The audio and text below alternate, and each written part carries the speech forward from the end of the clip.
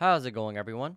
I hope you all are having a wonderful day. I'm a mess, and today we are going to be talking about one of my favorite shows and the only light novel that I have the complete series of in English. It is a lot further ahead in the Japanese version, but I don't read or even speak Japanese for that matter, so there you go. Anyways, I'm going to be talking about Overlord, potentially the greatest isekai out there. I won't deny that is a bit of a biased remark, but I just love this show, so yeah. As usual, this video will be containing spoilers, so if you haven't seen the anime, I suggest clicking off the video to go and watch it. Overlord is a dark fantasy comedy. A very odd combo, but it works so well with this series.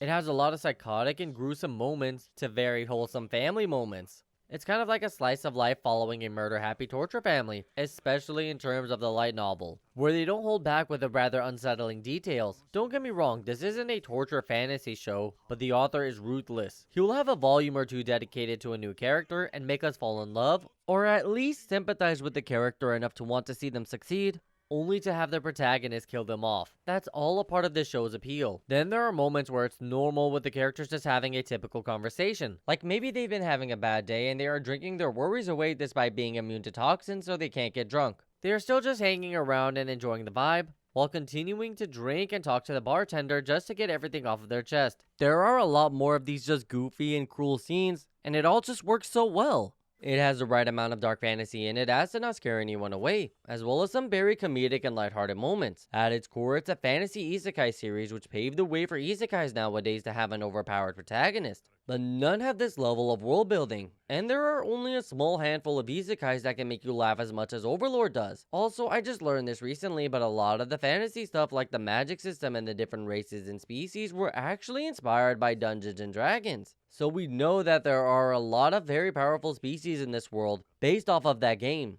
But the protagonist triumphs over all creatures regardless of their race or their strength. In the presence of the mighty Ainzul Gon, all creatures from the holiest of angels to the mightiest of trolls fall to their knees in his presence. In this series, no one can measure up to our protagonist. The story begins with the Full Dive mobile game Yggdrasil announcing the shutdown of their servers. A player by the name of Suzuki Satoru is enjoying the game's final moments while lamenting on the great times him and his friends used to have before they all stopped logging on. Satoru, whose character's name is Momonga, was the guild leader of the guild Ainzul Gon. He was the only one who continued to log in on a regular basis to keep the guild up and running for when his friends decided to log back on. But in the end, they never did, and they each had their own reasons for it. Some of them left to focus on their families, while others left because of work. Whatever the case may be, Momonga was the only one to remain, and he single-handedly kept the guild up and running. He did invite the other members to hang out until the server shut down. Unfortunately, only one person showed up, and to make matters worse, he left early because he needed to take a nap before going back to work. So Momonga was by himself in the end, so he decided to just hang out in the throne room and look through some of the NPCs' backstories to kill time. One of the NPCs named Albedo was created by Momonga's guildmate, and he had written in her backstory that she was a bitch or a slut depending on which translation you read. Momonga thought this was kind of messed up, so he changed it from she's a bitch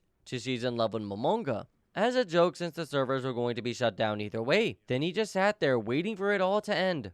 But when the clock struck midnight, instead of being logged out like he was supposed to, he was still in the game, and Albedo was suddenly talking to him. He was hella confused as to why she was suddenly talking. He was looking around to see if this was a new update to the game, but when he couldn't get a clear answer, he asked some of the other NPCs to go look around outside to see if it was still the same. But instead of being in a swamp like before, they were in a grassy field. So in order to get a clearer picture of what was going on, he ordered all of the high-ranking NPCs, the floor guardians, to a meeting to assess everything that was happening. Once they were all gathered together, they pledged their loyalty and bowed to him. Overwhelmed by their display of loyalty, Momonga accidentally activated some skills that released a negative aura at them. Since they were grotesques, or monsters, the negative energy had no effect on them. Momonga then explained that since they are in a different region with no intel, it would be best to camouflage the tomb of Nazarick, the home base for the guild Ainzul Gon. That's when one of the NPCs, Mare, who was one of the floor guardians, suggested covering the tomb with dirt to make it look like a hill. Upon hearing this, Albedo was infuriated by Mare's willingness to dirty the walls of the Great Tomb,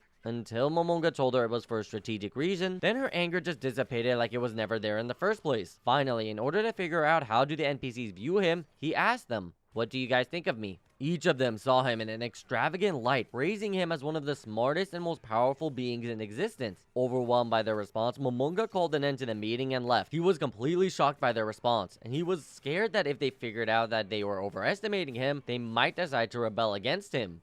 While he was trying to calm himself down, the NPCs were talking about how their pledge of loyalty and praise to the supreme being Momonga pleased him, so he showered them with his energy as a reward. Then two of the females NPCs, Albedo and Shaltir, started arguing about who should be Momonga's wife. Then they decided that a man like Momonga is too great to only have one wife, and then they started arguing who would be the head wife. Another NPC, Cocytus, saw them arguing and thought they were being ridiculous, until his friend Demiurgus, the most intelligent one out of them, brought up the idea of Momonga having an heir. Then Cocytus started daydreaming about Momonga Jr. running around the tomb. So it's goofy scenes like this that make the more ruthless scenes stand out. Like when a village was being attacked and burned down, Ainz, who was formerly known as Momonga, he changed his name to Ainz Ulgon to spread the name of his guild to see if his comrades came to this world with him. Anyway, Ainz went to this village and he summoned an undead tank called the Death Knight. The Death Knight went around killing the soldiers who were burning down the village, and it killed them in the most brutal and violent way possible. Instead of killing them in a single slice, which it was capable of, it would repeatedly stab them to make them suffer as much as possible. Eventually, Ainz showed up and let the remaining soldiers go to spread his name to the country they came from. These two parts that I just talked about were only the first 2 episodes. There are some crazier scenes than this one,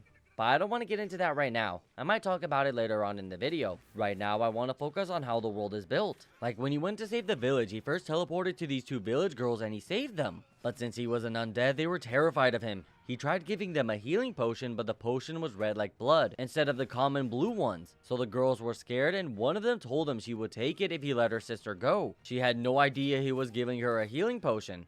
But Ainz explained to her that he's a magic caster and he was there to save them. Seeing as how the girls were terrified of someone there to save them shows how negatively undead are viewed in that world. It's constantly stated throughout the series that undead despise the living. That is a fact in the world. Ainz, however, isn't 100% undead. He's a player who was a former human, who was then turned into an undead when he got isekai'd. We don't know how or why, but I feel like the author Kugane Maruyama has been setting a lot of things up involving the relationship between the old world and the isekai'd world. We also learned that Ainz is not the first person who got isekai'd. The people who invaded the village are from a country called the Slain Theocracy. The Slain Theocracy is a country founded by 6 gods who could use magic from Yggdrasil, according to Ainz's description of the summoning magic the soldiers used. We know that this magic came from their gods because they had a sealing crystal with an 8-tier spell in it. Humans apparently can't use spells above the 5th tier. The average human can use up to the 3rd tier. 4th and 5th tier spells are categorized as heroic or legendary spells, while 6th and above are used by gods. So the fact that the leader of the soldiers was wielding a crystal with an 8-tier spell in it means they got it from something that was considered a god that wields Yggdrasil magic. The only logical conclusion would be that it was a player from Yggdrasil. Fortunately, we learned from the high priest back in the Slain Theocracy that their gods had left them. But Ainz doesn't know that, so he's curious about the gods of the Theocracy, but is also weary of their presence, so he's playing things slowly and rationally while planning 2 steps ahead. He also has Demiurgus, the most intelligent being in Nazarick, go out on missions to establish resources and whatever else Nazarick would need to function in this world. He ends up developing a process where he creates parchment using the hides of bipedal sheep from a farm he has established. He raises these sheep by having them eat each other as a source of nourishment. Ainz, having a vague idea of what bipedal sheep were, was astonished when he heard they cannibalize each other. Ainz assumed they were a form of chimera that were native to this world. Turns out they were humans whom Demiurge had kidnapped. Hey there everyone, a quick editor's note here. I just wanted to let you guys know that Demiurgus' name in the dub is Demiurge, and as you just saw, I do refer to him by that name a couple of times. Just know that both names are correct. It's just one is the sub's name while the other is the dub's. Just wanted to let you guys know. Now back to the video. He tortures them by skinning them alive to make the parchment, then feeds them by making them cut off a person's limb, making it into stew, then forcing them to eat it. He actually chooses someone to cut off another person's limb just to psychologically torture them. He of course heals them afterwards just so he can inflict as much pain as possible. So back to the world as a whole, we now have a fully in-depth magic system, a world with its own variety of cultures and beliefs, as well as a new and powerful presence in the tomb of Nazarick and all those who inhabit it, including all of the psychopaths. I had previously stated that Ainz's subordinates think very highly of him. It's to the point that it appears that everything that happens as a result of his actions were all a part of his plan, despite it all being one big coincidence. It's a running gag in the series that Ainz is trying to run Nazarick like a business, but his subordinates are trying to make it into a kingdom. Like he tries to give the maids 1 day off a year, and they made a petition to get rid of that day off. When Ainz rejected the petition, all of the maids started crying thinking they were unwanted. So Ainz decided to give them a little incentive. Whoever has a day off will personally attend to him the next day. day. They all quickly agreed to the condition. So the maids believed that the reason for the day off in the first place was because Ainz wanted them fully rested when they served him. In actuality, Ainz just wanted them to have some free time to take care of personal matters whenever they needed to. Another rather hilarious misunderstanding involves Ainz taking over an underground syndicate called Eight Fingers. The reason for attacking Eight Fingers in the first place was because they kidnapped a woman whom Ainz swore to protect. However, Demiurgus took it as the first step in Ainz's plan for world domination. After Ainz heard this, he was completely shocked. He had no idea what Demiurgus was talking about. The back and forth between them that ensued was hilarious. It had me dying. Ainz was like,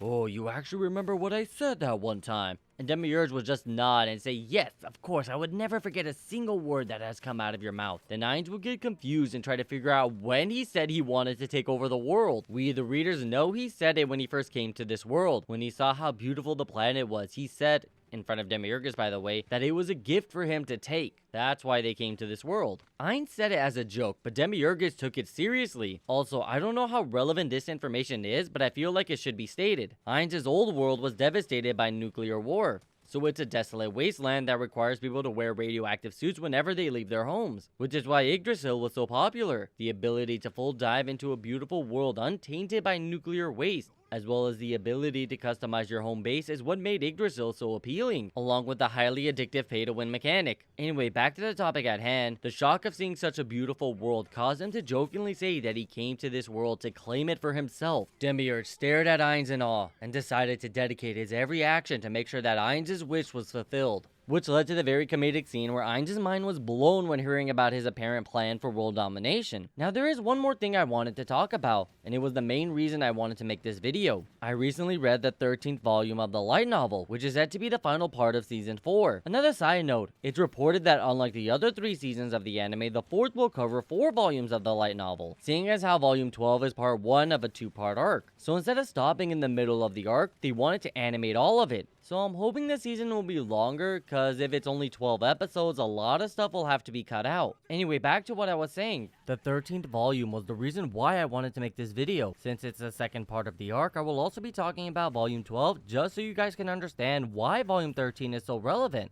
From this point on, I will be talking about light novel spoilers, so if you don't want me to ruin anything for the upcoming 4th season, then you can click off the video. I probably won't be talking about anything else from this point forward. If I stop talking about the light novel and add anything new, I will include a timestamp for you to skip to.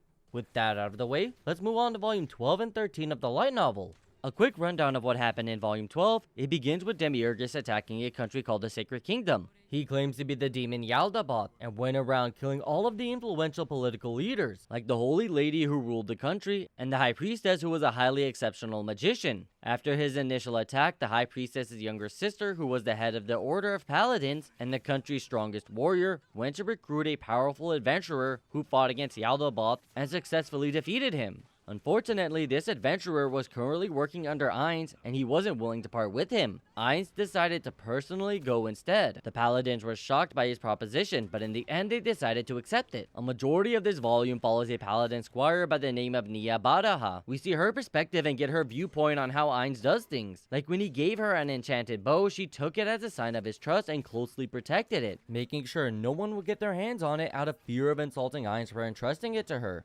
Another example would be after Yaldabaoth invaded the Sacred Kingdom. He united all of the different species surrounding the kingdom and had them take control of all major cities. One of the ways they defended the city was by taking little kids to the wall and holding knives to their throats, stopping the paladins in their tracks. They would then kill the hostages and bring another one to the wall. Ainz saw that there was no way to save the kid, so he cast a spell that killed the kid and the demi-human holding him hostage. Once the demi-human saw that taking hostages doesn't work, they abandoned the idea and confronted the invading paladins head on. Remedius, the head of the Order of Paladins, was infuriated with Ainz for what he did, but Nia saw it as the only way to successfully take control of the city with the least amount of casualties. After they liberated the city, the boy's father came up to his corpse and cursed that the demi-humans were killing his son. Ainz then stepped forward and confessed he killed the kid, and told him it was so the paladins can advance with no hesitation. When the father whelped and yelled at Ainz for being so cruel, Ainz asked him, why did he let the demi-humans take his son away? He claimed it was because he was overpowered, and there was nothing he can do. Ainz then stated that if he truly loved his son, he should have protected him with his life. He should have tried to fight them off until he was killed.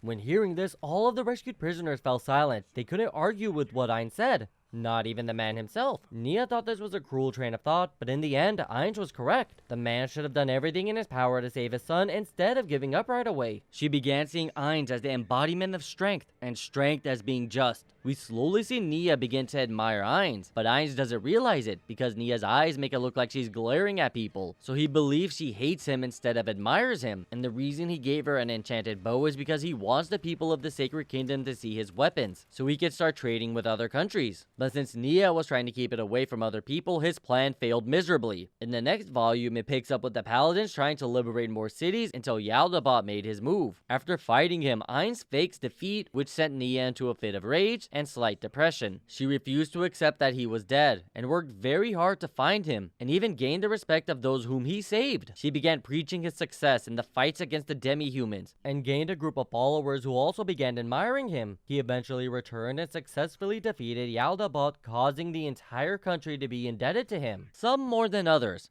Then, after the war was over, we see the Holy Lady's brother, who led the Sacred Kingdom's forces in the battle against the demi-humans alongside Ainz, ascend to the throne and become the new Holy Lord. After he became the country's ruler, we learn that he's actually a Doppler placed by Demiurge. Demiurge had been manipulating both the demi-humans and the Sacred Kingdom this whole time, and we had no idea. For those of you who weren't aware, Yaldabaoth is Demiurge, which was stated back in Volume 6, but we were unaware that the Holy Lord was his subordinate. There wasn't even any foreshadowing, it came completely out of nowhere. Then we see Demiurgus praising Ainz for manipulating Nia into pretty much creating a cult that worships him. Ainz did not do this on purpose. It's just that all of the events that had occurred caused her to worship him, and Demiurgus took it all as being a part of Ainz's plan. We also see in her character sheet at the end of the volume that she gained the ability to brainwash people who have experienced extreme hardship and distress, and she is unaware of this new ability. So whenever she starts praising Ainz's name, she brainwashes the listeners into worshipping him, and Demiurgus is praising Ainz for his success in establishing his own cult, while Ainz was simply hoping to show off his enchanted weapons to establish a trade route with the Sacred Kingdom. Ainz's actions always caused something to happen that was beneficial for the kingdom of Nazarick, but none of it was intentional unless you ask Demiurgus and Albedo. Then they will claim it was all a part of his grand scheme, which is an inconvenience to Ainz because when Demiurgus comes up with a plan, he doesn't give Ainz instructions because he believes Ainz can do no wrong, which is a major problem because Ainz is not as smart as they think he is. So you see, Overlord is incredibly dark at times, then really goofy and funny at others, but that's just how the story goes. We have evil geniuses who come up with these cruel and inhumane plans, then we have Ainz who's just trying to get by. In the end, it works, and it has become one of my favorite stories. I'm not the only one who adores this series, seeing as how they are making a 4th season. The animation for the 3rd season was horrendous, so I have no expectations for the 4th, especially during these times. But hey, the parts that this season will cover were fire. I just worry that they will cut out more than the other seasons, but as long as they keep the story entertaining, I will be satisfied. And that's going to be it for this one, folks. I would like to thank you all so much for watching. I truly appreciate it. I look forward to seeing you in the next one, and remember to keep having fun. See ya!